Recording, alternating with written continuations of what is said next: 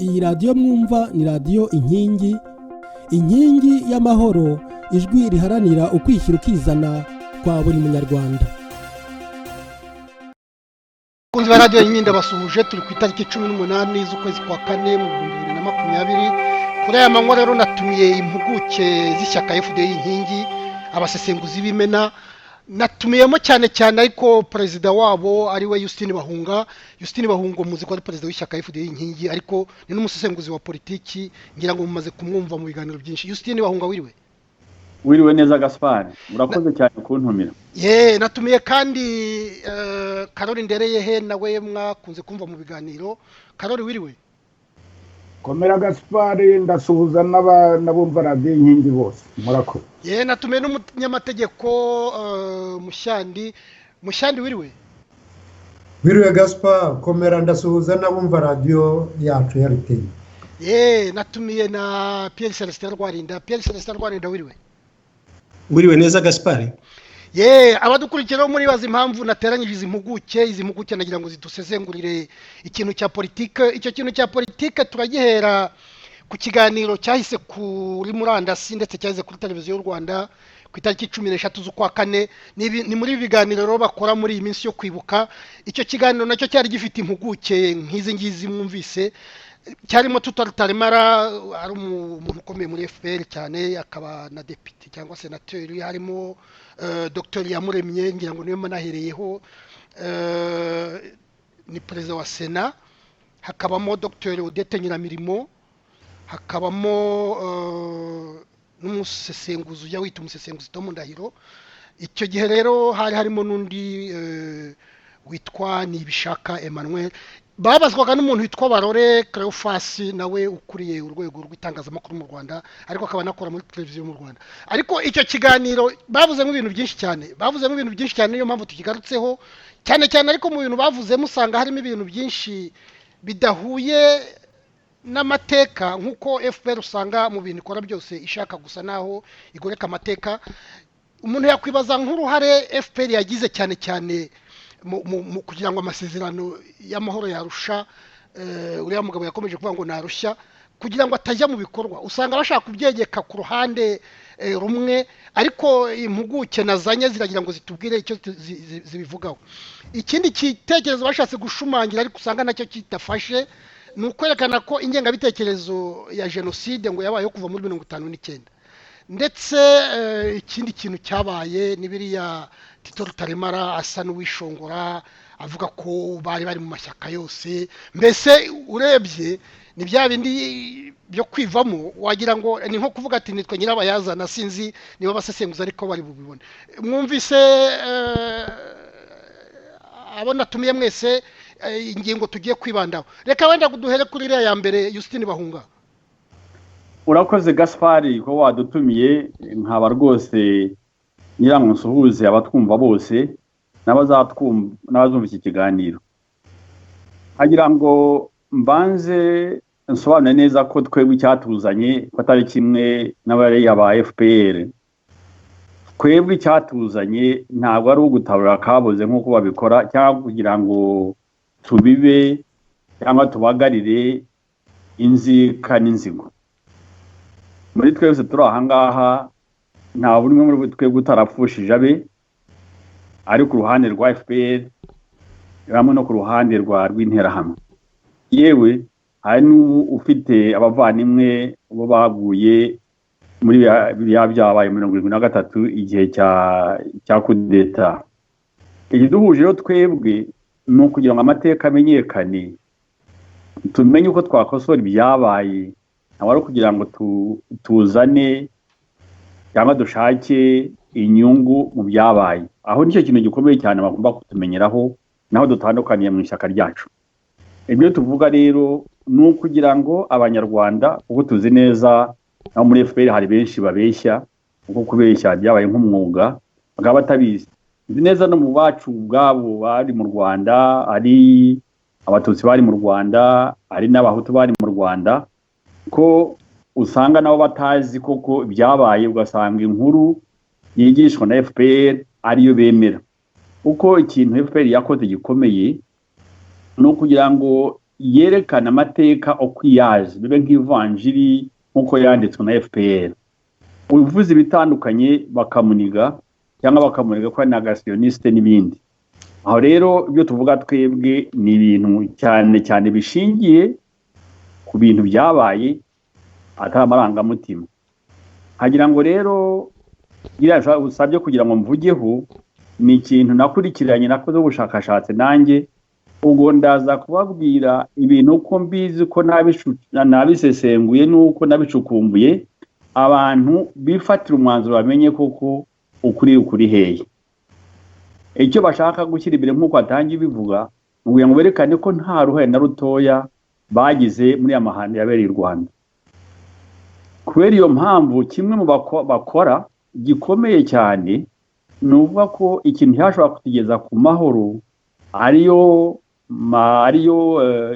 akora darusha kwari cyo ari uruhare rwagizwe no Perezida Habyarimana na MRND n'uwo niba sinzi niba ari umusore uwo Emmanuel nibishaka akanavuga ko iyakoro yarushya ko ngo Habyarimana atayishakaga akanavuga nuko ko icyabiteye ko ari uko CDR yashaka kugira ngo ije mu nzego za leta akayangira usanga babishumangira ngira ngo nyine baba bashaka kwishyira heza nibyo rwose wakoze Gaspar nagira ngo rero mbahe ibintu uko mbizi uko nabisomye nuko nabisesenguye nuko nabishunguye muzi neza ko ku itariki ya gatanu y'ukwezi kwa 1994 hagomba kujyaho inzego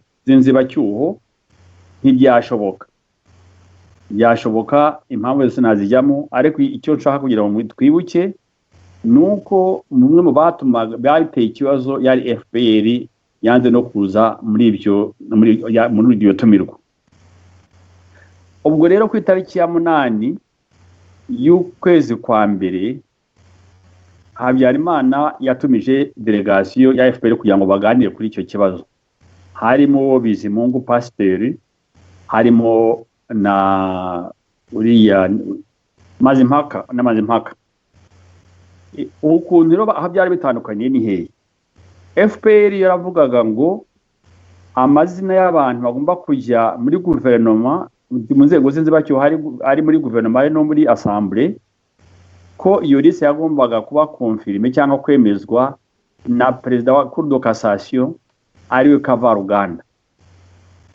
Perezida Habyarimana n'abari nabo ku ruhande rwe bakavuga bati ntaho biri mu mategeko ntaho bishingiye ahubwo iyo liste igomba guhabwa guverinoma na perezida uzabarahiza kugira ngo bayirebe ntabwo rero ari perezida wa Cour de Cassation agomba kubikora ariko rero byo numvise mu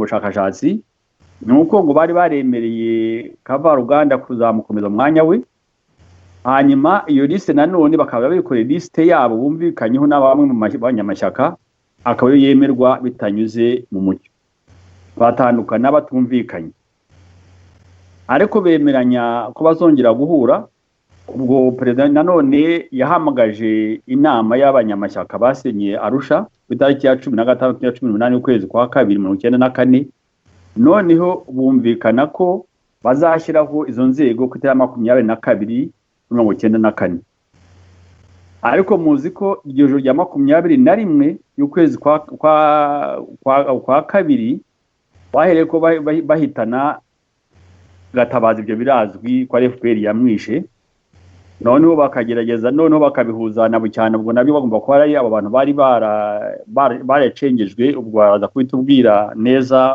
hari umuntu bivugeho noneho bikabugazanga ko iyo nama ntiyashobora kongera kuba niba ntikibaye ariko noneho Perezida Habyarimana arongera ahamagara indi nama kuri tariki ya 25/27 kugira ngo yumvikane nayo mashyaka yumvikane cyane kubyerekeye amashako muri MDR mu tariki ya 27 basohotsemo bavuga ko bumvikanye uko bizagenda. Hanyuma itariki ya 28 y'ukwezi kwa kabiri FPR ihera ko ikora itangazo ivuga ko itemeye ibyagezweho kubera yuko ko basanga ari Habyarimana bari bapfundikiyeho. Ubwo niyo position bantuza barabyanze bipfira aho ngaho. Ubwo noneho baravuga bati noneho reka zongere dukwenda inama ku itariki ya 25 y'ukwezi kwa gatatu no mu 94 inama yo gushyiraho izo nzego za leta. Ariko rero abantu haza ibihuha bavuga ko byabiturutse mu biro bya Premier Ministre bavuga ko ngo hari imyigaragambyo yasiye musiga yateguwe na MRND ngo na Power ngo zabaho ngo kuva ku itariki 23 kugera ku 26 ngo yo kugira ngo iburizemo iyo mishyikirano ariko bagira ngo itaba nyine. Ubwo noneho iyo nama ntabwo yabaye icyo gihe nyine nk'uko byumvikana, ariko rero ugasanga kwibaza niba kuko icyo gihe uriya Muremyi yari muri biro bya primature ya Premier, ukibaza niba wenda atari we wohereje ibyo bihuha kugira ngo iyo nama itaba. Ariko rero noneho ku itariki ya 28 ubwo habaye inama 28 ariko yarabaye aba noneho kompromis yuko byanuza ko iyo uko bizagenda iyo kumurika korwa hagati y'amacaka yose, kandi iyo kompromis cyangwa kubumvikanyeho abadiplomate bo mu Rwanda nabo bari babyemeye. Ngo muri igihe cyose ko ari ikibazo cyari gihari, cyari FPR yabuzaga iyo mishyikirano kwija kuko itabishakaga, ubundi yari mu gushaka kugira ngo yatakije itariki ya 6 y'ukwezi kwa 4. Noneho kwibaza uti se navuze wenda ku ruhande rw'u Rwanda, navuze ku ruhande rwa Perezida Habyarimana n'amashyaka, ariko se wavuga uti ku rundi ruhande wenda uratubeshya cyangwa n'ibyo uhimba abandi bahanze nk'abadiplomate babitegerezaga iki. Ubwo nkabasha kugira ngo mbabwire ko ku itariki ya 25 y'ukwezi kwa gatatu no mu 94 ubwo nibimwe imbere yuko Habyarimana bamuhitana, hari ambasade y'Abanyamerika i Kigali yohereje ubutumwa, yohereza secrétaire d'État imwe kubyerekeye uruzinduko rwakozwe na Bushner wari nimero ya 2 muri departement ya Afrika, avuga ubutumwa yahaye Habyarimana na Kagame. Rero uko biri mu Cyongereza ariko nibiza ko nabishyira mu Kinyarwanda, ariko niba musanga nabizwa no mu Cyongereza kugira ngo mutagira ngo nabeshye naza kubikora. Abavuga iti ikibazo nuko hari umuntu ukora nkana kugira ngo ibi bintu bitajya mu bikorwa. Avuga ati la communauté internationale, amahanga ngomba gufata ibyemezo agakora inshingano zayo yo kumenya uwo muntu wari we ngo bifashe Abanyarwanda babe mu gihirahiro. Aravuga ati ntabwo ishyaka cyangwa amashyaka byabuzwa umwanya wavuga CDR muri inteko ishinga amategeko kubera yuko hari umuntu utabishaka, kubera ko umuntu abakuze cyangwa atabakunze, avuga FPR. Noneho na Ambassadeur Lawson ni wari uhari icyo gihe, aravuga ati niba FPR ikomeza kuvuga biri igomba kumvishwa ko idashobora kumuca umushinjacyaha ngwe n'umujuje mu kibazo cya CDR no kugira ngo inzego zijeho. Ati rero FPR igomba gufata umwanzuro ikavuga kuri yo igikomeye ikiri imbere muri ibyo byose. Izo ngizo za France zirahari, washaka nazi mwoherereza. Oya ndibuka ko n'abambasaderi ari uw'Abanyamerika, ari uwo kwa Papa, ari n'uw'Abafaransa n'Ababiligi, nziko basinye itangazo hamwe bavuga ko CDR igomba kwinjira mu nzego z'inzibacyuho. Ibyo ndabikugezaho naho rwose ndajyaho uribuka cyane nibyo rwose. Uriya Bobo nanone wari representant wa Nations Unies mu Rwanda buriya bya UNAMIR, nawe arabikonfirma message yoherereje Kofi Annan nawe kuri tariki ya 25, avuga ati Habyarimana we ari mu kudufasha atari ko FPN irimo kubloka ibi nibwo ni mu nzira ibuza ibintu kugira ngo bijye mu buryo. None hari avuga nyine ibyo bavuga ati anavuga ku byerekeye inama yagiranye na ambasaderi w'umunyamerika n'umufaransa n'umubirigi, avuga ati ambasaderi banyeretse ko ba impression yabo ko ikibazo ari FPN. Noneho uwo ambasaderi wa France aravuga ati kugira ngo ibintu byihute ahamagaza ambasaderi wavuga ntuza urunusa posto ariko amuvuze kuko ni ubundi hose mu bihugu by'abafaransa niwe buri kuriye au diplomatique, ambasaderi wa Zaire, ambasaderi wa Allemagne, ambasaderi wa Belgique, ambasaderi wa Amerika, ambasaderi w'u Burundi, ambasaderi wa Egypte, ambasaderi wa Uganda n'uriya Bobo. Noneho bose bakora declaration unanime bavuga ko amashyaka agomba kwisubiraho kandi yemera yuko CDR igira umwanya muri parlement. Ambasaderi ambasaderi Bobo bamusaba yuko yakora uko ashoboye akabigeza kuri FPR. Ubwo noneho icyo yabikoze ku itariki ya 29 y'ukwezi kwa gatatu. Ubwo niho nuzo Bobo nibutsa abatwumva ko Bobo ariwe wari uhagarariye secrétaire général wa ONU. Oui. Noneho ku itariki ya 29 y'ukwezi kwa gatatu Habyarimana yandika une déclaration écrite avuga ko iyo proposition ayemeye sans condition, ariko FPR ibitera hejuru aho gutangira kuvuga ko communauté internationale yo irimo gukoreshwa na ka presidentielle. Mu gitabo cye rero intuza Bobo akavuga ati inshuro ya mbere byagaragaye ko FPR ariyo ibloka inzego kugira ngo zijye mu bikorwa. Noneho aravuga ati ishusho yayo yagaragaye, ubu ngubu byerekana ko ikibazo kibuze ibintu kujya mu buryo nta kindi ni FPR, kandi ko iki byose birerekana ko iyi movement idashaka amahoro. Everything points to the fact that this movement was against peace. Le patron de Dallaire, page 14. Ibyabaye rero ubwo ni tariki ya 29. Hanyuma rero ikindi nababwira nuko ubwo kwinuza iriya nama ya Dar es Salaam nayo n'ibintu ukuntu bigenda bikurikirana, urumva bagendaga basa nibigize imbere amatariki.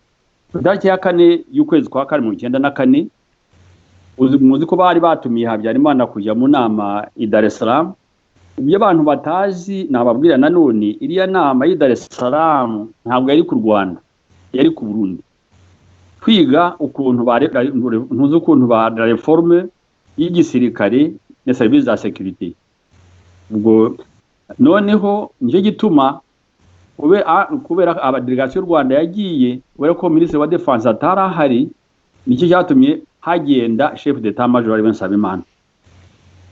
Hanyuma ubwo mu nama yakoze iyi nama yagiranye na Mobutu icyo gihe ku itariki ya 4, Ngwandu warushinzwe service de sécurité za Mobutu ngo yanditse igitabo avuga ko ari muri iyo nama, aho Habyarimana yabwiye Mobutu ati jewe mfite information ko FPR ishaka kunyica, ati kandi mfite umuntu umurindi umpaza information. Mobutu aramwemerera ngo aramubwira ati uyu service de sécurité wanjye nuva i Dar es Salaam nzamwohereza aje abugare n'uwo muntu, hanyuma anareba ukuntu yagufasha kugira ngo wirinde ko inkotanyi zaguhitana. Uretse ko amakuru numva nuko y'abantu bari muri CND wa FPR nkora nabo bako bari baragejeje Burundi buryo nka bubiri kugira ngo bamuhitane bikanga. Ibyo ni ibintu byanditse n'amateka, abamvuguruza bazabishaka. Ubwo rero nibwo agiye Dar es Salaam nanone, ubwo agiye bavuga ko ababizi navuganye n'uwahoze ari directeur de cabinet we ko mbere yuko aje Dar es Salaam yari yamubwiye ko nagaruka asanga yumvikanye na Gata gushyiraho inzego z'inzibacyuho bitarenze tariki ya 9 y'ukwezi kwa 4. Ubu icyo gihe ngo yahereye ko ashaka Gata amubwira ati nubwo niba bateme babwiye ko CDR yajyamo abwira FPR ubwo na Twagiramungu atariko nubwo babyanga inzego zigomba kujyaho cyane ko yashingira ko n'abanyamahanga bose bavuga ko kubyongeye ko ari ngombwa ko SDR ijyamo. Nanjye ubwanjye muri ambasade Kampala nabonanye na ambasaderi w'umunyatanzania ambwira ko yabonye message ukuye ku Perezida Mwinyi yarasabwe n'abanyamerika ko FPR yakwemera uwo mwanya umwe wa CDR muri parlement. Aho rero no kugira ngo mbwira uriya Emmanuel ko kuvuga ko ari Habyarimana babishaka nubwo yabishakaga nawe ntabwo byantangaza ari musabishatse, ariko rero ko presiyo zikomeye cyane zakozwe n'abanyamerika n'abadiplomate bari i Kigali. Ariko Justine Bahunga ntaguciye mu ijambo aho ngaho uvuga ibya directeur de cabinet yari Ruhigira mu gitabo cyavuga ko Habyarimana koko yarasize amubwiye ko agomba gutegura abantu bazajya muri guverinoma yava Dar es Salaam bakabisinya. Yarambwiye mu gitabo cyaranditse ati nagiye kwa Gata mwereka liste twashyizeho ya leta Agata arayemera, ahubwo arambwira ngo ayisinye, ati mubwira ko adashobora gusinya mbere ya perezida, ko yategereza perezida nkayimushyira ku kibuga amanutse mu ndege yarangiza kuyisinya noneho Agata agakontrosinya. Ni ukuvuga rero ibyo bavuga ko ari byo nibyo. Urakoze cyane ku buryo ambwiye ngo yahere ko abwira urakoze cyane kunyunganira ukomeze kandi kuko nzi ko wanditse ibitabo byinshi cyane kuri iki kibazo. Ngo yahere ko abwira Sendashonga kuko ari umuntu FPR yabwiraga ngo Sendashonga aravuga ati ngiye kubwira abagenzi banjye atari ko sindi kizavamo ko bashobora no kubyanga. Urumva ibyo ntabwo byabaye kuko byabaye murabizi. Ikindi tugomba kumenya numvise nawe tugomba kumenya nuko muri iryo joro muri uwo munsi ikindi numvise nuko amfete ngo burya perezida yagomba kugenda akagwa saa 11:15 nabo twabijyamo, ariko rero inama iratinda ibyo ntitwazabishaka ikindi gihe kuri yaje nijoro ibyabaye turabizi. Ikindi ngira ngo ubukengiri ngira ngo mvuge nuko abantu bagomba kumenya nuko perezida aje Dar es Salaam hari abavuga bati byagenze bite ko ari chef d'état major wagiye, nuko muri icyo gihe ministre wa defense ayo Bizimana yari muri mission yari muri conference muri Cameroon ari kumwe n'ushinzwe renseignement G2 ushinzwe ko ntuza chef des opérations nyakwigendera uriya Kabirigi yari muri formation cyangwa muri seminaire muri Egypte. Ubwo urumva rero nanone chef d'état major yari Dar es Salaam n'uwashinzwe kandi president yari Dar es Salaam n'uwari ushinzwe conseiller politique nawe bari kumwe na president. Urumva bamaze indege babaze kuyirasa, ubwo rwo habuze hazi iyo yarabuze promesse impungu. Ukibaza rero muri icyo gihe nacyo bavuga bati abo bantu bavuga ko bashaka gutegura gufata ubutegetsi batagabanye n'abandi bagiye hehe. Ubona nkagira ngo mbabwire ibyo na information nashatse nanabonye kubyerekeye uko byagenze iryo joro. Cyo numvise nuko umuntu wari ushinzwe officier de garde muri icyo gihe muri icyo cyumweru yahereye ko yashatse bagosora ngo yari mu minsi mikuru yari munsi mukuru anniversaire ya Bangladesh, kuko hari abasirikare babo niyo yari aramushaka aramubura, mbe bahamagara abasirikare ngo baza mu nama barimo bandindira Imana. Ibyo nanone umuntu abashaka kuzabyuza, ariko iyo detail niyo numvise muri iyo nama. Rero hari ngo abantu bavuga bati reka ko n'ubundi leta idakora abasirikare bakoze kudeta.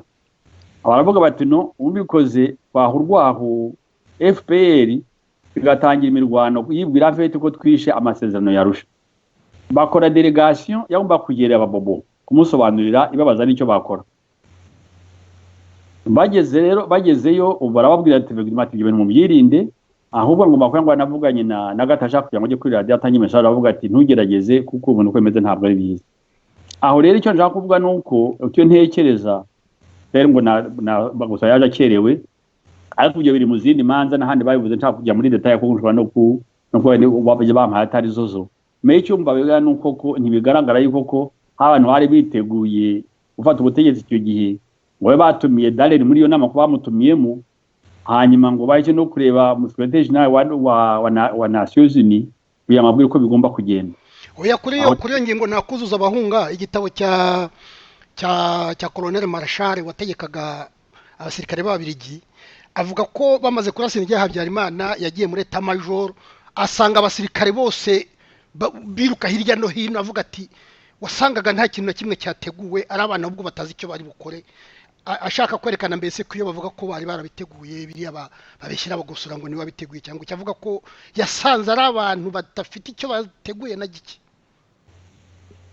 ubwo rero ndumva aho ngaho unagira ngo amavu n'amavuko n'ibyo nasomye cyangwa numvise ku byerekeye iyo kuvuga ariko ko hari ubushake buke ahubwo ko urundi ruhande byerekana ko ibyo navuze byerekana ko FPR itashakaga amasezerano ashingiye cyangwa ubutegetsi bushingiye kuri akoro yarusha.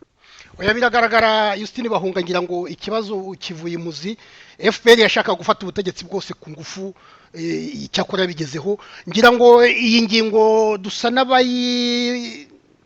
n'abayirangije kereka mu badukurikiye abantu batumirwa bandi kereka niba hari umwe yagira icyo yongeraho twafata indi ngingo wenda. Urakoze cyane urakoze. Karori hari icyo wavuga kuri ruriya ruhare rwa FPR mu kwanga gushyira amasezerano mu bikorwa amasezerano yarusha uruhare yagizemo?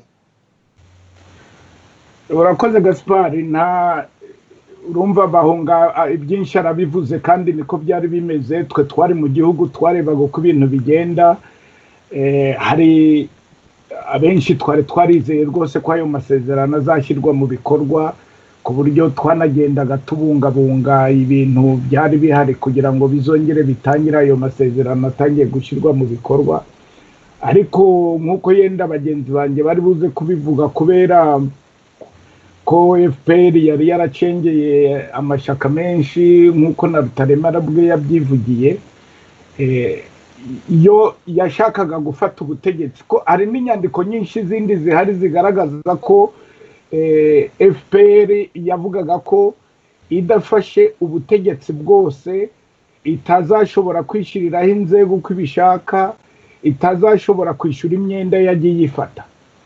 Akaba ariyo mpamvu rero bakoze uko bashoboye kugira ngo bafate ubutegetsi bwose babufatisha ingufu kugeza ubu ngubu kandi ibyavugwaga icyo gihe urabona nibyo bigaragara n'ubu.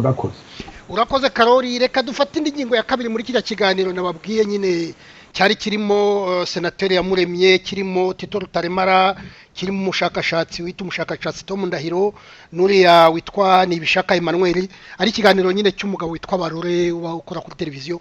Muri icyo kiganiro kandi bariya batumirwa ba Barore Cleophas basa naho benyegezaga berekana ko ngo ingengabitekerezo ya jenoside yatangiye muri 59. Mushyandi ndagira ngo uri umunyamategeko wakurikiye na kiriya kiganiro iyo ngingo nawe gira icyo uyitubwiraho. Urakoze Gaspard. Mu kiganiro rero cyo kuri iyi tariki ya 13 Mata cyo kwibuka abanyepolitiki bazize jenoside hari aho Bwana Barore abaza perezida wa Sena Yamuremye Augustin icyo atekereza ku ngengabitekerezo ya jenoside muri envelope bita gukora politiki. Noneho perezida wa Sena amusubiza avuga ko jenoside ari umusaruro wa politiki mbi itekereza ko kugira ngo ibibazo runaka bikemuke hagomba kwicwa kanaka cyangwa kanaka wundi.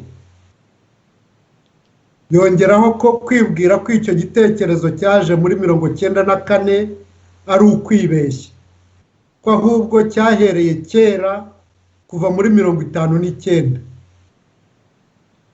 Ati yo ideology ntabwo yarangiye kuko hari ababigaragaza mu nyandiko cyangwa mu myitwarire yabo.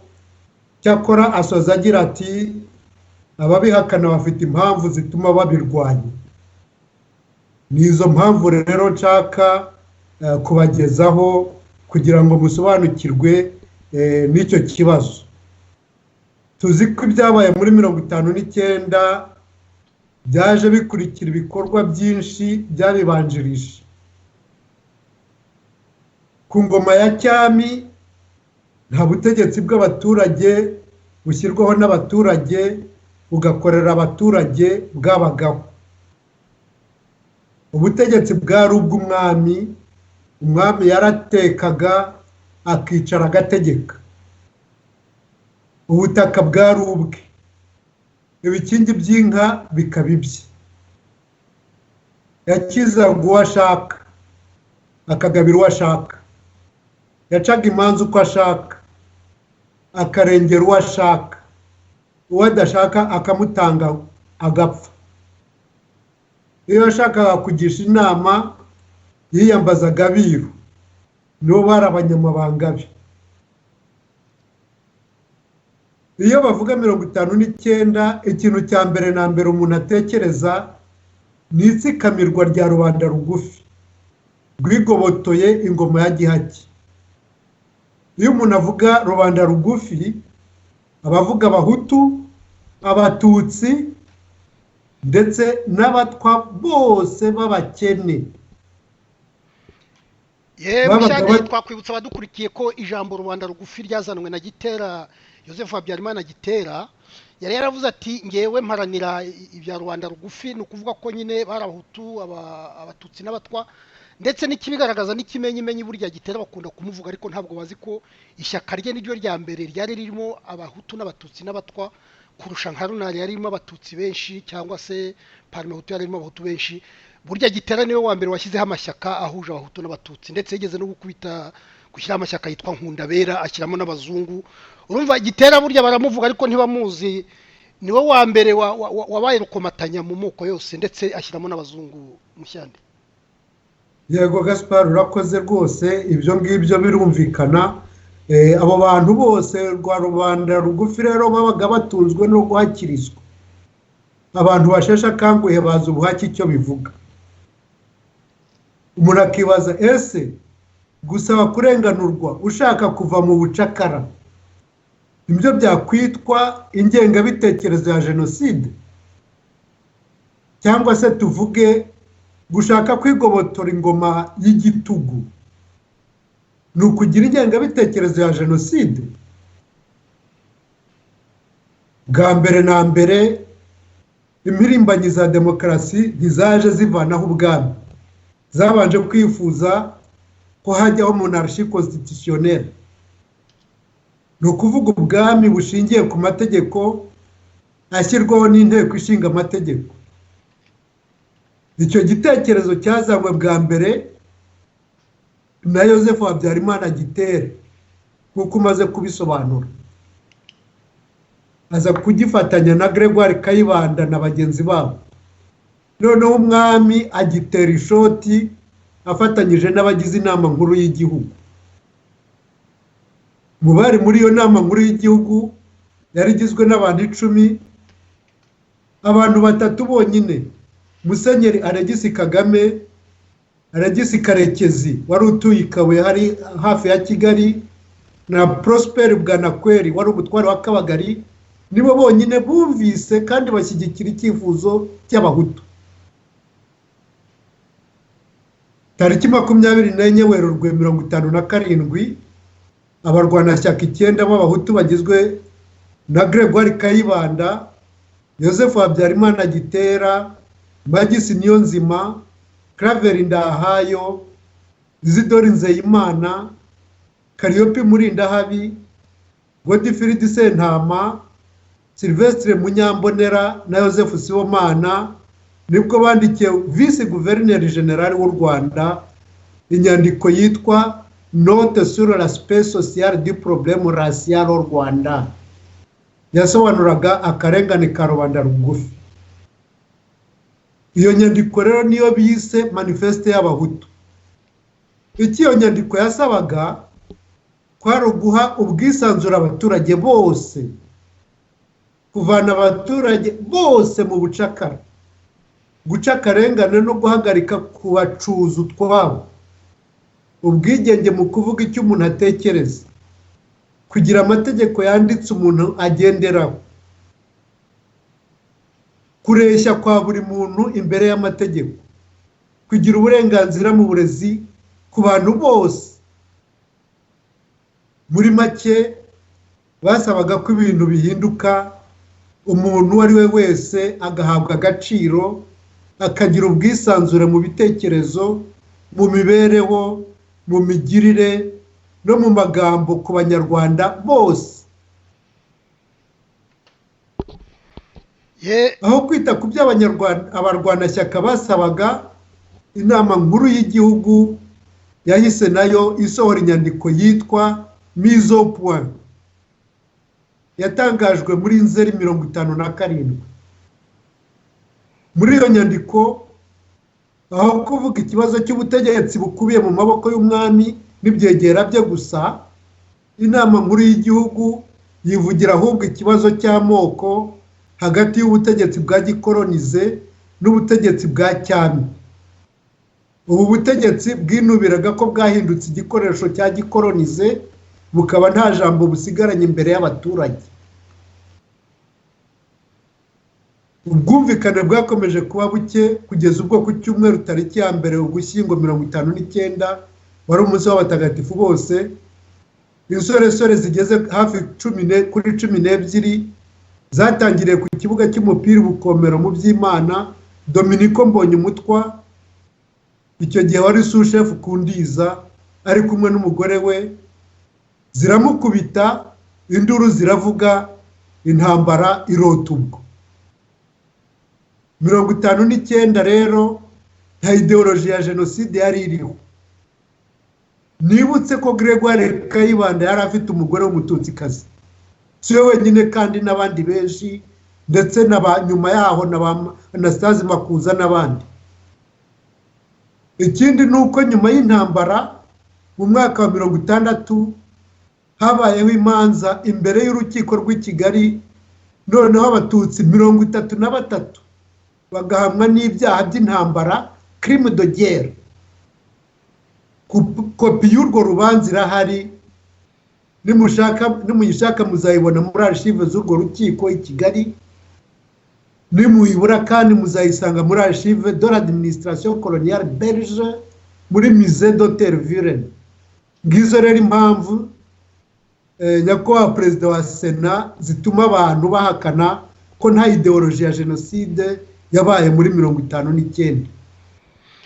Urakoze Mushyandi, ngira ngo mbese tubisubiyemo gatoya, hari akarengane abariya ziriya mpirimbanyi wavuze 9 cyangwa 10 zandika ibaruwa iyo bise manifeste y'abahutu hari kuri 24 z'ukwezi kwa 3 57 zivuga ziti ako karengane kagomba gucika, abandi barinangira, rubanda isa naho yitereye hejuru. Nibwo bari abashefu bategekaga b'abatutsi bajyana n'abagaragu babo. Se uyu usobanurira n'abantu Mushyandi ko bagenda bajyanye n'abahutu bahakaga bakajyana, iyo bavuga rero ideoloji ntabwo nzi icyo ari cyo. Ni ukuvuga ko umuhutu ntabwo yumvaga ko umututsi ari ikibazo, niyo mpamvu abahutu benshi bajyanye n'abatutsi bakagenda bakavuga bati uyu ni shefu wanjye, ntabwo ari ideoloji rero ngira ngo. Ikindi nakongeraho nuko mu manza zaciriwe abantu bose ku mpande zombi. Habaye abantu baciriwe imanza bageze ku 2,000 icyo gihe. Muzabisanga no muri note y'abantu bababariwe bagahabwa imbabazi, bagasubizwa mu byabo aho basubijwemo na administration coloniale. Ibyo biri mu makuru no mu bitabo byinshi byagiye byandikwa, muzabisangamo. Ntabwo rero byabaye ku ruhande rumwe. Ibi ngibi mvuze ni ibyerekeranye n'urubanza presi rwabaye icyo gihe muri 60 rureba abatutsi 33 babaye kondane bagahamwa n'icyaha cya crime de guerre. Ibyo uvuga nibyo Mushyandi, ngira ngo ni crime de guerre kubera ko hamaze kuzira manifeste y'abahutu batangiye kujya bavuga batari ko natwe ni muduhe isambu duhinge, ni mudeke tujye kwiga. Noneho uteye hejuru bakamuceka bakamwica watera hejuru bakakwica niko bishe abitwa ba Sindibona niko bishe bari aba Polepole Nyanza niko bashatse kwica witwa Sagahutu hari Nyanza nibirebere kuko amateka wa mugani asa nagenda yisubiramo ariko icyo umuntu yavuga nuko muri abo 30 nabanga uvuga bahamwe n'ibyaha by'intambara harimo nk'uwitwa Mbanda yafashe ingabo rwose arazimanukana aragenda kurikirana muri umuntu wa Gitera amwicira i Burundi n'umuhutu wari umucumbikiye aramwica n'umuryango we wose abarimburana n'ubutaka aragaruka nibyo byaha mbese by'intambara nibyo bavuga naho abahutu benshi nkuko bisoma mu gitabo cya Jean Hubert hari igitabo cyitwa Jean Hubert la touche rwandaise et sa répression mu manza koko harimo abahutu benshi cyane nk'abarya bagiye basenya amazu y'abatutsi cyangwa bakarya inka zabo abo bose babacira imanza n'ibyo uvuga Mushyandi ibyo uvuga nibyo. Gaspard hari ikintu nashaka kongeraho. Karori urakoze ibyo Mushyandi avuze nibyo ibintu by'ingengabitekerezo bikunda ku bantu bemera demokarasi na repubulika bikunda kuzanwa cyane ngo n'uyita umushakashatsi wa FPR Tom Ndahiro ntabwo nzi impamvu iteka iyo abantu bavuze demokarasi cyangwa bakavuga repubulika abitirira ingengabitekerezo birazwi neza ko demokarasi ntabwo ari ijambo ry'ikinyarwanda repubulika naryo si ijambo ry'ikinyarwanda ni amagambo yagiye atirwa hirya no hino ashaka kugaragaza uburyo bw'ubutegetsi abantu batarinjiji rero bose bazi ko repubulika bivuga ubutegetsi bukorera rubanda n'izina rya rubanda bitanye n'iby'umwami wariho icyo gihe nyine wari ufite ubutaka wari ufite inka wari ufite urwuri wicaga agakiza kimwe ndetse n'ubwami bw'ubu ngubu arega buriya nta ubwami bw'ubu ntaho butaniye n'ubwa mbere ya 59 ubwami bw'ubu abiru ba FPR bimitse Kagame nyine bamugira umwami nawe arica agakiza akica uwashaka agakiza uwashaka ntabwo rero ibintu byo guhora bavuga ngo abantu iyo bavuze repubulika ngo bivuga ngo bivuga ingengabitekerezo sibyo ikindi cya kabiri iyo bavuze demokarasi nibyo koko usanga bashaka kwitiranya demokarasi ngo rubanda nyamwinshi n'ibiki ibyo bintu ntaho bihuriye abantu bose bazi ko ikintu cya demokarasi ari ukuvuga ko abaturage aribo bihitiramo abategetsi ko bafite ubutegetsi ari ubw'abaturage bagashyiraho ababategekera abo babategekera batabikora nk'uko babyumvikanyeho bakabavanaho bakabasimbuza abandi ubu rero icyo tuzi ubu ni ikigaragara nuko muri FPR ibyo bintu ntibishoboka FPR yifatiye ubutegetsi ku ngufu nk'uko abambanjirije babivuze ndetse na Perezida Kagame akunda kuvuga ati nabwifatiye n'ingufu abashaka kuzamvanaho ntibazanzaneho ibyo bya demokarasi ngo demokarasi zanyura hehe ubu rero icyo kintu cya demokarasi cyo kuvuga ko umuturage ubutegetsi ari ubw'umuturage ko ari ushyiraho abantu akabavanaho muri iyi ngoma ya FPR ntibatubwira ko hari demokarasi nicyo nashaka kongeraho urakoze Karori urakoze Karori kereka niba hari ugira icyo wongeraho naho ubundi twafata iriya ngingo yerekeranye n'ishingishongora rya Rutaremara havuga ngo mu mashyaka yose twagiyemo asa naho yerekana mbese ko ari bo bari à la manœuvre mu gifaransa reka ijambo ndihe Pierre Celestin Rwarinda. Urakoze Gaspard ndagushimiye kuri icyo kibazo ku byerekeranye n'uko kwishongora kwa Tito Rutaremara rero asa n'uwahishuye ibanga ariko ryari risanzwe rizwi abantu benshi barabivuze habonetse n'abantu bagiye batanga ubuhamya bavuga ko FPR yari yaracengeye imbere mu gihugu ko FPR yari mu mashyaka ko FPR yari mu nterahamwe ko FPR no mu gihe cya jenoside yari kuri za bariyeri. Tito Rutaremara rero abivuga nta nubwo ari ubwa mbere yari abivuze yabivuze inshuro nyinshi yigeze kubwira umunyamakuru François Michel amubwira ati muri 87 twari dufite serire z'abacengezi 36 mu gihugu. Urumva muri 87 ni mbere y'intambara FPR yaratangiye gucengera. Nk'uko bivugwa n'uwitwa Philipot avuga ko Tito Rutaremara yongeye kubivuga ko muri 1993 bari bafite brigade 146, ariko ejo bundi mu kiganiro ho yongeyeho ko zari 149 muri 1994. Urumva ko zakuraga buri gihe.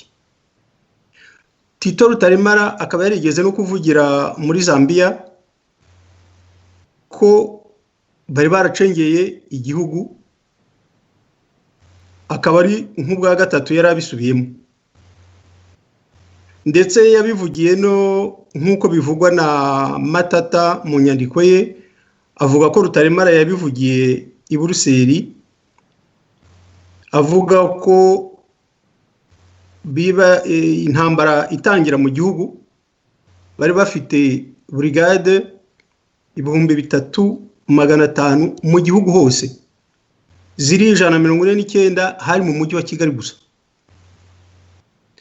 Ibyo rero nk'uko nabivuze ntabwo byari ibanga, abantu benshi bagiye babivuga, arabavuye muri FPR, ari bamwe mu bantu barebaga ibyari muri Kigali.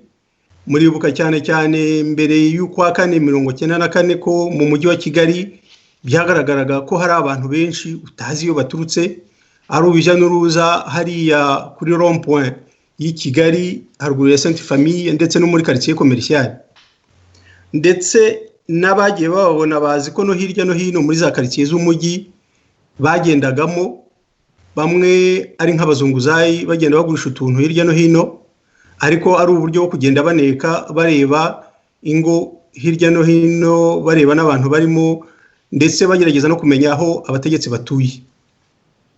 Abandi ndetse bari barihinduye ababoyi n'abayaya bakajya gusaba akazi mu ngo, nazo za témoignage zirahari, ndetse zimwe ziri mu biganiro enregistré zigaragaza ko abo bantu bagiye bajya mu ngo bakabamo, bakigira ababoyi bakigira abayaya, ariko icyo bagamije ari ukuneka, bwacya bakazimira ntumenye iyo barengeye. Oya, aho ngaho nakunganira Rwarinda, nasomye igitabo cya Karoli Karemano. Karoli Karemano afite igitabo cyitwa Au-delà des barrières, avuga ko kuko agomba kuba yarasigaye mu Rwanda muri 1994, avuga ko yahuye n'akana kuri barrière k'agasirikari, akakabwira ngo kari akaboyi ku muntu w'umutegetsi ntazo wari we, aramubwira ati twarabarangije, ati twarababoyi benshi harya rwose, amubwira n'abandi baboyi bari kumwe mu ngabo aho ngaho. Ibyo uvuga rwose nibyo ubuhamya burahari bwanditse. Ye, ndetse no mu buhamya bwa vuba aha ngaha bw'uwitwa Eric Udahemuka bwasohotse mu kwezi kwa 4, naho abivugamo ko iwabo aho yari atuye Igakurazo hajeyo abantu bari baherekejwe n'interahamwe, bagendaga nabo utazi iyo bavuye n'iyo bajya, ndetse baza kwiberwa n'iyo barengeye. Haza ndetse n'abantu bazaga ngo bagurisha utuntu tw'umunyu, baha abantu ngo babakene cyangwa se babahaye ngo inkweto bari barambaye. Ibyo byose bikaba bigaragaza ko utwo duserire tw'abacengezi ba FPR bari hose mu gihugu. Oya, n'igitabo cyakaje guhakwa nacyo kirongera kikabyemeza, kuko aravuga ati nari narakoze ku buryo abategetsi bose mboherereza ababoyi bajyaga babaneka bakambwira ibiberayo. Nako ubuhamya mbese ni bwinshi Pierre Celestin. Ibyo rero umuntu yabikuramo iki? Icyo umuntu yabikuramo ni uko FPR n'abantu bayo abacengezi yagize uruhare rutaziguye mu bwicanyi no muri jenoside yabereye mu Rwanda. Ababivuze abenshi FPR itera hejuru ivuga ngo no kugira ngo bahakane jenoside y'abatutsi. Ibyo ntabwo ari byo, kuko ukuri ntabwo gukuraho ukundi. Niba jenoside yarabaye ntabwo bikuraho uruhare rwa FPR yabigizemo. Abo bacengezi nibo bari kuri za bariyeri ndetse bashyushya abicanyi babashishikariza kwica. Ubwo ni ukuvuga ko rero muri bo hari abahutu bishe abatutsi, ariko hari n'abatutsi bishe abandi batutsi muri jenoside. Ibyo rero bikaba bigomba kwitabwaho, nubwo FPR ikomeza kuvuga ngo ibihakane cyangwa ngo ubivuze ngo arapfobya jenoside cyangwa ngo afite ingengabitekerezo. Uruhare rwayo rugomba kuzakurikiranwa uko byagenda kose, kugira ngo ukuri kujya hagaragara, abantu be kuzakomeza kuba mu cyuho ikintu cy'igihu kubera ko FPR ihakana ibintu. Kandi iyo urebye n'imyitwarire yayo muri iki gihe, usanga ni hahandi n'abo batutsi ivuga ko ije kurokora ikomeza kugenda ibica. Urugero rutari kure ni urupfu rwa Kizito Mihigo, kugeza ubu bakomeza kubeshya ngo yari yahuye kandi yaraguye mu maboko y'abapolisi. Ikindi tugomba kumenya, nubwo tuvuga izo za serire bavuga hirya no hino, hari abandi bacengezi bo bari ku mugaragaro, bari mu butegetsi cyangwa bari mu mashyaka, rimwe na rimwe abantu batabona ngo bamenye uruhare bagize rukomeye. Urugero natanga ni bariya bari mu kiriya kiganiro, barimo uriya Dr. Iyamuremye Augustin, uzwi ko ari umukwe w'uwari perezida Sindikubwabo Theodore, akaba azwi ko yakoraga nk'umukuru ushinzwe iperereza.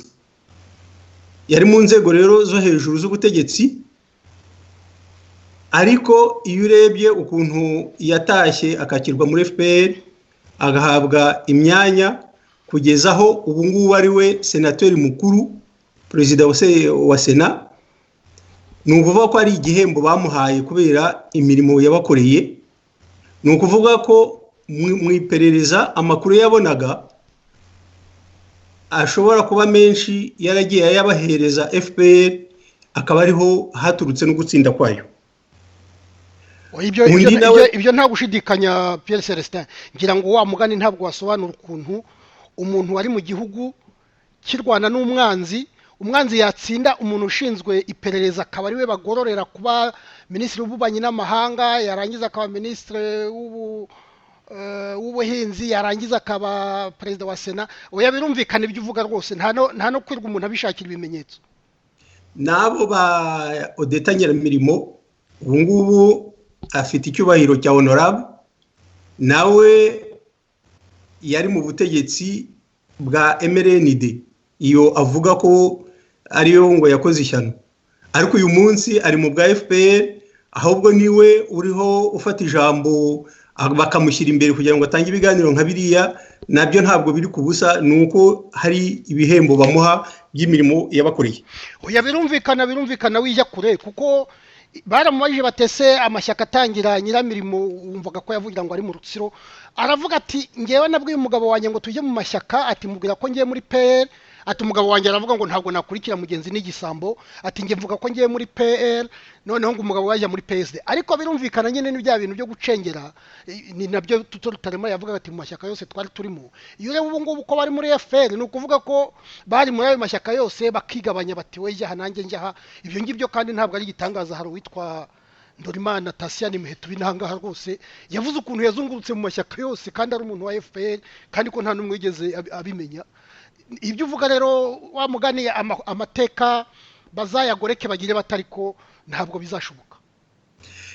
Ubwo ndagira ngo ndangize mvuga ko kuri icyo kibazo cyo gucengera kandi bishongora bavuga ko babikoze, FPR igomba kurekeraho kubeshya abantu ivuga ko yaje ngo kurokora abatutsi.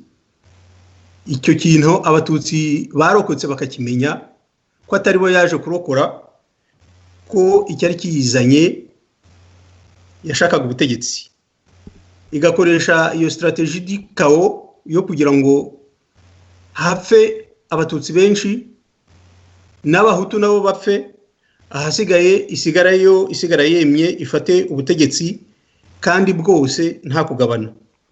Kandi na uyu munsi gutera akaduruvayo rwari guteza akaduruvayo, kandi na n'uyu munsi icyo kintu niko kikimeze. Muzarebe FPR uko ifata abaturage, ibashyiraho gahunda bimwe ngo hari gahunda za leta zimeze gutya, abaturage baba bataratangira kuzikora ikabajyana mu bindi, bwacya ikabajyana mu bindi, ku buryo ibahoza mu kubyina muzunga, ntihagire umuntu ubona igihe cyo kwicara no gutekereza no kwikorera umushinga we. Icyo kintu rero cya strategy ya kawo kiracyahari, ni nacyo FPR ikoresha kugeza ubu kugira ngo ikomeze ubutegetsi. Murakoze. Urakoze Pierre Celestin, ngira ngo icyo kibazo nacyo kivuye imuzi. Ariko hari ikindi nakomeje kureba kira kiganiro, ndeba uriya Tom Ndahiro ahasoma za stati z'amashyaka ya CDR, ya MDR, Parmehutu, ya MRND, zose akerekana ko mbese bose ari abantu ngo ari za, yerekana ko ari za stati zari zifite ingengabitekerezo. Karori, sinzi niba warabonye ibyo Ndahiro yavuze, cyane cyane iyo ikoma CDR usanga ayicuranga akayicumurya. Urakoze Gaspard. Ibya Tom nyine bijyanye na babandi bigishije ideology. Uzi ko Tom ari mu bantu bari ku Murindi akorana n'uwitwa Rakiya Omari, niwe bakundaga kugurira, noneho bakandika ibintu akabisohora. Imanza nyinshi ziri ku bantu bahunze ni Tom na n'uwo Rakiya Omari bazanditseho. Ahantu nshaka kugaruka, yenda ikintu akunda kugarura kuvuga ngo CRP yari Cercle de République Progressiste, ngo niyo yashyizeho ngo niyo yashyizeho CDR. Ubushakashatsi bwe umunsi tuzahura koko imbere y'ubucamanza bwigenga, uretse ko no mu manza ziri hirya no hino ngewe nasabye ko koko nibishidika bazamuhamagara akaza tukarushinga nkumva ibyaravuga, atari hariya mu Rwanda nyine abazi ko aravuga ntihagire umukoraho. Tom Ndahiro rero nta ubushakashatsi bwe ntabwo pe, ko aravuga ngo CRP ngo yashyizeho CDR, kandi CRP yavutse nyuma ya CDR. Hari nabo bigishije ndetse no kubivuga bakavuga ngo yavutse hagati ya 1990 na 1992. Ariko Karori, wasobanuye mu magambo make CRP ni iki? Iyo Cercle de République yari iki? Cercle de République Progressiste, ubundi intambara igeze kure nyine, uzi ko abantu bose bavugaga bati iyi ntambara rwose yahagararite, amashyaka atangiye kugushamirana, bamwe bakajya ku ruhande rwa FPR abandi bakagira gute. Noneho yarimo abantu bamwe bakavuga bati biriya bintu ni by'abantu baba reactionnaire cyangwa abakonservateur, niko twabyitaga icyo gihe. Turavuga tutereka dushireho platform, ni ukuvuga ihuriro ry'abantu babona ibintu kundi, bumva ko ubutegetsi bugomba gushingira kuri demokarasi nkuko nabisobanuye mbere, bugomba gushingira kuri repubulika nkuko nabisobanuye mbere. Noneho hazamo abantu benshi baturutse mu mashyaka yose, harimo abantu bo muri PR, hari aba muri PSD, hari aba muri MRND, hari aba muri MDR. Noneho bariya bagapyisi nabo bari barimo. Oya, abo ngabo bo twari duhuriye mu cyo twitaga forum de République Progressiste, ahubwo harimo abantu bazaga muri zo za deba n'abamaharangari barya bari barimo. Ntabwo rero bamaharangari urumva ntabwo aribo twaba twarashyiranyeho za CDR izo ngizo za Tom Ndahiro yirirwa avuga. Abantu bakizeho CDR hari liste yabo y'abafondateri 51 bazagende barebe itariki bayishyiriyeho, hanyuma barebe n'igihe CRP yagiriyeho. Icyo gihe twaravuze rero tutereka tujye impaka turebe ukuntu ibintu byahagarara, abantu ntibakomeze gushyamirana gusa bose bashaka intambara ngo bace agahigo. Ese ibyo bintu byagaruka mu mahoro gute? Cyokora koko n'abantu benshi bari muri CRP bari no muri forum bari no muri ntuza muri forum pour la démocratie. Aho ngaho rero harimo abo babahigiki, FPR yahise yica, harimo nyine nabo bagapyisi FPR yahise yica. Icyo twashaka twaravuga tuti dushingire kuri repubulika kuko ubutegetsi bugomba kuba ubw'abaturage kandi bugakorera abaturage. Turebe ukuntu habaho demokarasi, ubutegetsi abaturage akaba aribo bishyiriraho abategetsi kandi bakabavanaho, ariko twe kuvuga ngo umuntu agomba kujya ku butegetsi gusa ari uko akoze intambara. Icyo kintu rero nicyo navuga karini Tom, umuntu wese uvuga ko aharanira demokarasi, aharanira repubulika, amwitirira ngo ingengabitekerezo. Icyo kintu cya CRP rero hari liste y'abayirimo bose ndayifite, y'abari bayirimo, no mu rukiko rwa Arusha bakigiyeho impaka. Urukiko ruza kwemeza ko CRP itari extremist, ko yari irimo abatutsi n'abahutu, harimo abantu bo muri PR, yarimo yari yiganjemo nk'uko Rutabemara bivuga, yari yiganjemo n'abatutsi. Abo bantu bose mu rubanza mu rukiko rwa Arusha baravuga bati rwose CRP ntaho ihuriye na extremiste, ntaho ihuriye na CDR. Ibyo rero Ndahiro ahora agaruka yihariye urubuga kubera yuko yabaye inkotsa ya FPR, akibwira ko nyine ngo abandi badasoma cyangwa se ko bose azabakubita. Agomba kumenya ko ubu ngubu uko bakwikubita hasi bakagira gute, ntabwo amateka bazabeshya abana batari bahari. Ni nayo mpamvu bavuga bati reka dutsembe bariya bose bakuru baza amateka, dufate na Kagame yigeze kubivuga ati reka turebe abana bari mu twihorera abarenze imyaka 40. Urumva ko abarenze imyaka 40 ni ukuvuga ko bari bafite munsi y'imyaka 20 icyo gihe. Noneho abandi abari bo twigisha amateka mashyashya, urabona biriya byaba Kabarebe birirwamo bashaka guhindura amateka. Ariko ubu ngubu ibitabo byaranditswe, ntabwo abantu bagikorerwa mbargo nk'uko bagifata ubutegetsi.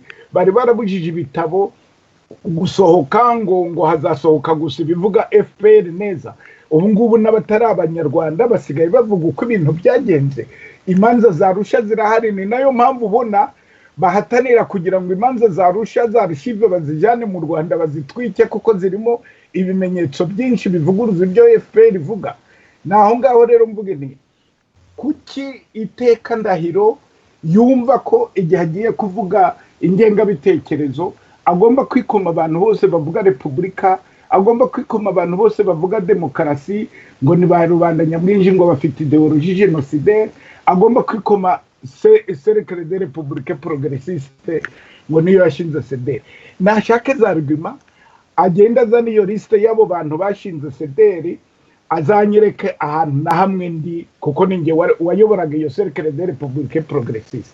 Nabonye na Bizimana rero wari mu Bufaransa asigaye bisubiramo nk'agasuku ngo rero nabonye we yarafashe abantu bose bize batari muri FPR. Sinzi niba mwarakibonye icyo kiganiro yagikoze umwaka ushize, avuga ngo intiti zateguye jenoside, agafata abantu bose batemera FPR, abantu bose batakoranye nabo, abo bantu bose akabagerekaho iyo ngengabitekerezo jenoside. Barabeshyera ubusa rero, ntabwo bazandika amateka ngo bayasibanganye. Amateka arahari, ibitabo birahari. Ubwo ngubwo nibavuge kuko bihariye kiliziya nyine bagenda bakavugiramo, ntawe ubavuguruza. Ariko igihe tuzagira mu nama ngobokagihugu ihuriwemo n'abanyarwanda bose ivuga ibyabaye, ari abarokotse jenoside y'abatutsi, ari abarokotse itsembabwoko ry'abahutu ritaritwa jenoside, nubwo no muri Loni bemera ko biramutse bigiye mu rukiko byagaragara ko ari jenoside yakorewe abahutu. Icyo gihe nidukore iyo nama ngobokagihugu irimo abantu bose bishyira bakizana, atari ukuvuga ibyo FPR gusa ishaka. Abo ba Tom Ndahiro nabo tuzabatumiramo baze maze bavuge biriya barimo kuvuga, dushyira inzandiko aho ngaho, dushyira ibimenyetso aho ngaho, tuzanebuza buri muri kuri. Murakoze. urakoze karori rwose kuba icyo kibazo nacyo ugize icyo kivugaho. Ndagira ngo nibutse abadukurikiye ko amateka yacu aracyagoranye, ariko ngira ngo buri muntu wese agomba kujya yumva impande zombi, akumva aho babeshya, akumva n'utabeshya, none akabyumva mbese agashungura. Reka Karori watanga n'umwanzuro kuri ibi biganiro, ari ibyo Rwarinda yavuze, ari ibyo Bahunga yavuze, ari ibyo Yosefu Mushyandi yavuze, watangaho umwanzuro w'iminota nk'ibiri. Wakoze Gaspard kuduteranyiriza hamwe kugira ngo tutange natwe icyo dutekereza kuri kiriya kiganiro cyatanzwe na bariya bantu bavugira kuri radiyo, bavugiye kuri radiyo televiziyo y'u Rwanda. Ikintu kigaragara ni uko FPR ishaka gusobanurira abatazi amateka yifashishije abantu nyine b'abacengezi yari yarashyize mu gihugu kugira ngo igaragaze ko yo nta ruhare ifite mu mahano yagwiriye u Rwanda, yaba muri jenoside y'abatutsi ibifitemo uruhare, baba bo bacengezi, baba mu bwicanyi bw'Abagogwe. Wumvise ko Iyamuremye yavuze ngo yagiye gukora nkete iyo ruguru. Ibyo byose FPR izageraho biyifate, bigaragare ko yagize uruhare mu kwicisha abatutsi kugira ngo bagere ku butegetsi, cyane cyane Kagame kugira ngo agere ku butegetsi. Dore n'uwo Rutaremara ari mu bavuze ngo ntawarya amagi ngo ntawarya umureti atamenya amagi, kandi uzi ko abatutsi bari barasigaye mu gihugu bavugaga ngo n'ubundi ngo barabagambanye ngo kuko batabakurikiye mu buhungiro. Ubwo rero babonaga bapfuye ntacyo bibabwiye.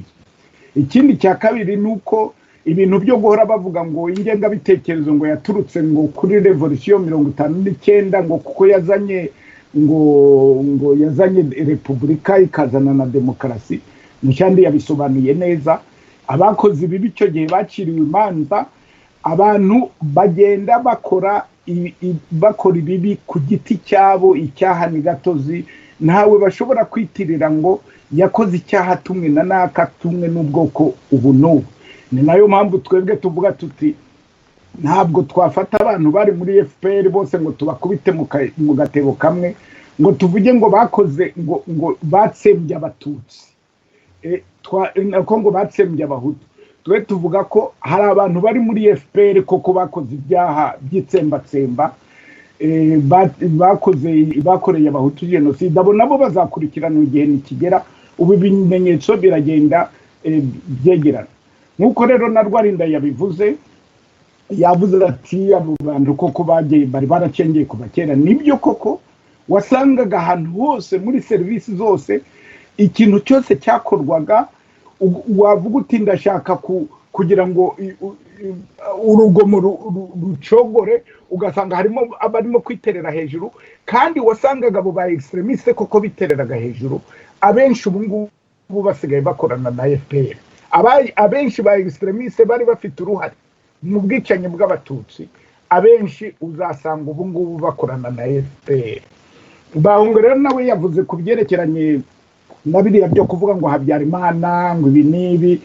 Habyarimana ntabwo yigeze yanga amasezerano yarusha, ntabwo yigeze yanga rwose. Ibyo ngibyo nanjye nabibera umugabo, kuko twagiye impaka cyane. Twebwe twigeze no kumwandikira ibarwa tumubwira tuti biriya bintu by'interahamwe kandi bizagukoraho. Iyo barwa nayandikanye na Rwakayigamba n'uwitwa Butare Innocent n'uwitwa Habyarimana Jean, ubu ngubu bahegeye muri prison. Twandikira komite ya MRND tuyibwira tuti ibintu by'interahamwe ntabwo ari abantu b'ishyaka na ziriya za extremiste zihari, ntabwo bigomba kwitwirisha.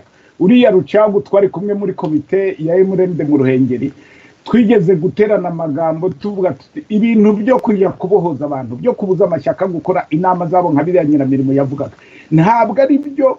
MRND igomba kureka abantu bagakora inama uko bashaka, bagashinga amashyaka uko bishaka. Habyarimana rero icyo yazize ni kimwe, nuko FPR yari izi ko baramutse bagiye mu matora Habyarimana agihari yayatsinda. Baramutse batishe Habyarimana, niwe muntu wenyine washoboraga kuvuga afite autorité morale sinzi uko nabyita yashoboraga iyo aba yaragihari ntabwo jenoside yakorewe abatutsi yari gushoboka. Ubwo rero baravuze bati ko tugomba kurya umureti, reka tumanze tukubite hasi Habyarimana, hanyuma inzuki zirazisigara zimeze nk'impehe zitagira urwami, ahasigaye dukora ibyo dushaka, dutera akaduruvayo, tuzandika amateka uko tubyumva. Nibyo ibyo ngibyo turimo, nibyo turimo. Hari uhetse kunyandikira kuri WhatsApp nako kuri Twitter ngo urubyiruko rwacu ngo narwo ngo ruzagira ingaruka kuri ayo mateka. Kubera iki? Kubera yuko bazi ko uko bagira abantu bo mu Rwanda n'abageze hanze hari ntibiga. Urubyiruko rwacu ubu ngubu rumaze guhumuka kandi rurumva ibintu, kandi no mu Rwanda kuva aho biciye Kizito, ndatekereza ko nyuma ya Kizito, nyuma ya Rwigara n'abandi bacikacumu FPR igenda yica, uba abantu barahumutse. Murakoze. Nakuye akantu kamwe gusa gake cyane. Amvete avuza ku kantu ka Kizito, mpera ko ni mukafete buriya rupfu rwa Kizito rwabaye nk'itora mu Rwanda. Bwerekana ko aho abaturage benshi, abanyarwanda benshi bari, urebye abantu bitabiriye urupfu rwaro kumusomera misali n'ibindi, byerekanye ko amateka arimo kuganisha uruhande rwo kumvikana, rwo gusabana imbabazi no gutanga imbabazi bitandukanye na biriya twavuze ba Kabarebe n'abitwa ba Muganga bakora.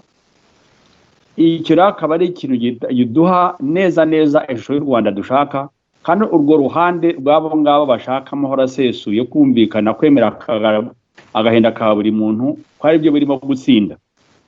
Aho rero ni ikintu, kandi uko natwe aho turi muri FD niyo ntego yacu, kandi nshimira Karuka abisobanuye neza, agatanga umwanzuro mwiza. Nuko twebwe ntabwo ari kugira ngo ducukure akabuze, no kugira ngo kuri kumenyekane tugukoreshe kugira ngo dukosore kubaka u Rwanda rushya. Navuze ati utwaye imodoka ntabwo ukoresha ziriya zo ku ruhande, zamera zo ku ruhande ukoresha imbere.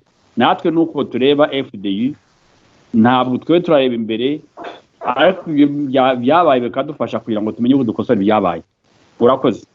Ndagira ngo rero ngushimire Bahunga, ngushimire nawe Ndehe Karori, ndetse nshimire na Yosefu Mushyandi na Peri Celestine Rwarinda kuba mwabonetse kugira ngo rwose mwongere mugaruke kuri aya mateka y'u Rwanda, nkuko nababwiye nyine abadukurikiye ngira ngo baba bikeneye. Ngaho rero mwirirwe, naho ubutaha tuzongera.